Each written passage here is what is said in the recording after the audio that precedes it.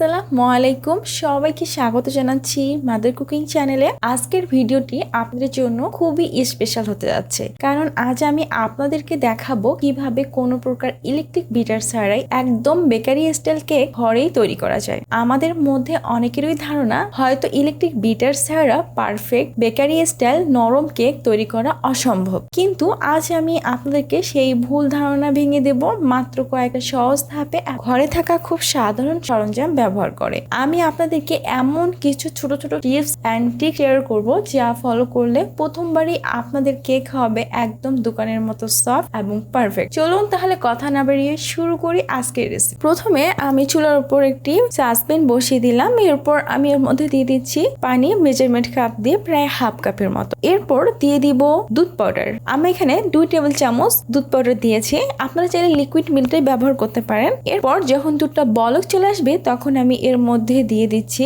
Soybean তেল measurement cup দিয়ে 1/4 cup. এখন আমি এটাকে জাস্ট একবার উতলিয়ে নিব, আর এই সময় কিন্তু চুলাটা একেবারে হাই থাকবে। যখনই দুধটা একবার তেল সহ বলক চলে আসবে তখনই আমি সাথে সাথে চুলাটা অফ করে দিব আর একটা ঢাকনা দিয়ে এই দুধগুলোকে ঢেকে রাখ। এখন আমি এখানে একটা চাটনি নিয়ে নিয়েছি। এরপর এর মধ্যে দিয়ে দিচ্ছি মেজারমেন্ট কাপ দিয়ে 1 কাপ ময়দা। আর ময়দাটা অবশ্যই মেজারমেন্ট কাপের মধ্যে যখন নেবেন একদম কাপের সমান করে নেবেন, খুব বেশি নেওয়া যাবে না। এরপর এর মধ্যে দিয়ে দিব ভ্যানিলা এসেন্স। আমি এখানে 1 টিস্পুনের মতো ভ্যানিলা এসেন্স দিয়ে দিচ্ছি। তারপর দিয়ে দিচ্ছি 1 টিস্পুনের মতো বেকিং পাউডার। এরপর দিয়ে দিচ্ছি লবণ প্রায় হাফ টিস্পুনের মতো। এখন আমি এইগুলোকে একটা স্প্যাচুলা দিয়ে খুব ভালোভাবে মিক্স করে নেব। তারপর এগুলোকে খুবই ভালোভাবে চেলে নেব। মিক্সনটা ভালোভাবে চেলে নেওয়া হয়ে গেলে এখন আমি এখানে ডিমের মিক্সনটা তৈরি করে নিব, যার কারণে আমি এখানে একটি মিক্সচার নিয়ে নিয়েছি। এরপর এর মধ্যে দিয়ে দিচ্ছি চিনি মেজারমেন্ট কাপ দিয়ে হাফ কাপ। তবে যারা মিষ্টি খেতে খুব বেশি পছন্দ করেন তারা কিন্তু আরো 1/4 কাপ বেশি দেবেন। আমি যেহেতু মিষ্টিটা একটু কম খেতে পছন্দ করি তাই আমি এখানে চিনির পরিমাণটা একটু কম দিয়েছি।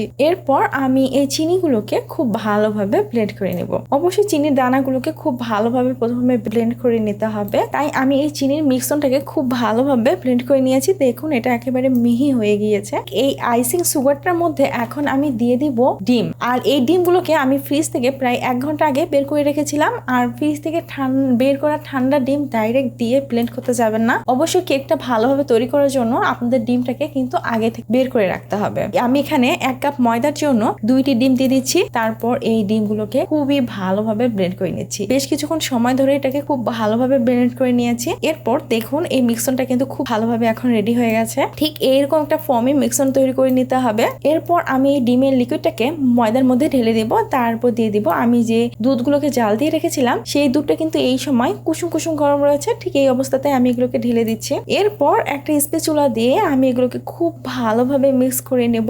দেখুন আমি স্প্যাচুলাটা ঘুরিয়ে ঘুরিয়ে এভাবে মিক্স করে নিচ্ছি। তাই বলে খুব বেশি সময় ধরে মিক্স করতে যাবেন না। যখনই দেখবেন ব্যাটারটা খুব ভালোভাবে তৈরি হয়ে গেছে তখনই সাথে সাথে এইগুলো মিক্স করা বন্ধ করতে হবে। তারপর আমি এখানে একটি মল নিয়ে নিয়েছি, আর এই মলের মধ্যে নিচে কাগজ বিছিয়ে দিয়েছি আর তেল ব্রাশ করে দিয়েছি। আর মলের সাইডে কিন্তু কখনোই তেল ব্রাশ করা যাবে না। আর এখন আমি এই মলের মধ্যে এই ব্যাটারটাকে ঢেলে দিচ্ছি।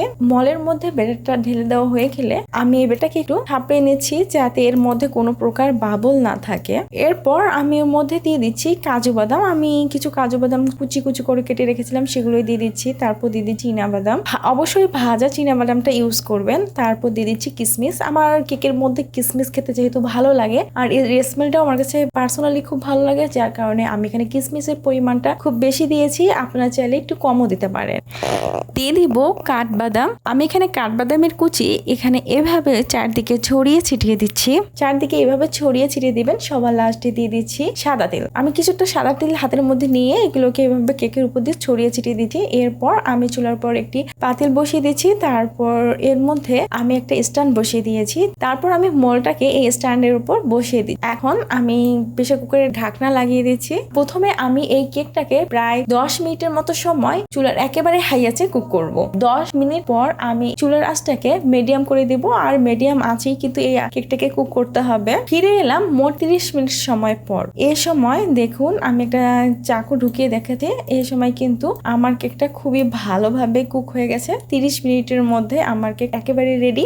এর মধ্যে কিন্তু আর কোনো বেটার বা কিছু লেগে নেই। চাকুটা কিন্তু ক্লিন বের হয়েছে। তা এর থেকে বোঝা যাচ্ছে কেকটা ভিতর থেকে কিন্তু খুব ভালোভাবে কুক হয়ে গেছে। এখন আমি কেকটা গরম থাকা অবস্থায় এই কেকটাকে বের করে নিব, আর মল থেকে কিন্তু বের করব না। এরপর আমি এর মধ্যে মধ্যে মধু দিয়ে দিচ্ছি। দেখুন এভাবে কেকের উপর দিয়ে মধু দেওয়ার কারণে কিন্তু কেকটার টেস্ট অনেকটাই বেড়ে যাবে। আমি প্রায় 2 টেবিল চামচের মতো মধু এর উপর দিয়ে এভাবে ছড়িয়ে ছিটিয়ে দিয়েছি চামচ দিয়ে। তারপর ওয়েট করব 10 মিনিটের মতো সময়। ফিরে এলাম প্রায় 10 মিনিট পর। এখন আমি এই কেকটার সাইডটা একটা চাকু দিয়ে এভাবে কেটে নিচ্ছি কেকটাকে বের করার জন্য। এখন আমি এই কেকটাকে বের করে নিচ্ছি। দেখুন পিছনের যে কাগজটা দিয়েছিলাম মলের মধ্যে, সেই কাগজটা কেকের মধ্যে লেগে আছে। এটাকে এখন আমি আস্তে এভাবে টার্ন দিয়ে উঠিয়ে ফেলবো। কেকটার কালারও কতটা সুন্দর এসেছে।